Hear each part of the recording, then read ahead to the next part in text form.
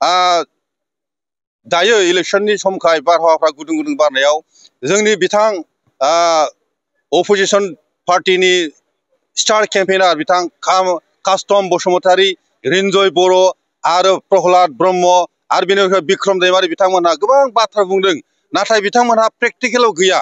आं बुंदों दिनैनि बिथांमोननि जिथुनाखि मबाइल ससियेल मिडियायाव बुंबाय थानाय बिथांमोनहा बिथा गैया।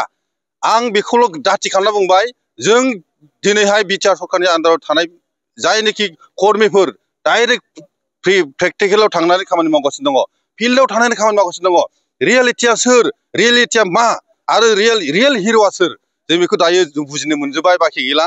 बेनिखायनो आङो बे दिनैनि बे प्रग्रामनि गेजेरजों खावलायदों, इयुथ्सफोरखौ आङो इन्सपाइरेसन खालामनायनि गेजेरजों खावलायदों, नोंथांमोनहा बे ससियेल मिडियायाव मोननाय, ससियेल मिडियायाव खोनानाय कास्टम बसुमतारी, रिन्जय बर', प्रहलाद ब्रह्म आरो बिक्रम दैमारिमोननि रावा बियो बिथा गैया, बियो बिथालेस। बेनिखायनो नोंथांमोना बेखौ मेलेमाव सोनाङा।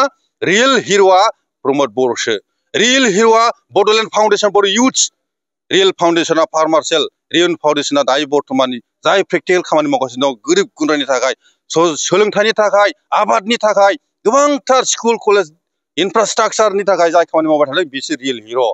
बेनिखायनो नोंनिफ्राय गुरै खावलायनाय, जाहाथे बै बिथांमोननि ससियेल मिडियायाव मोननाय रं प्रपागेन्डा, पलिटिकेल प्रपागेन्डाखौ खोनासंनाङा, बेखौ डिलिट खालाम। बे गुरै खावलायनाय बेखिनियानो।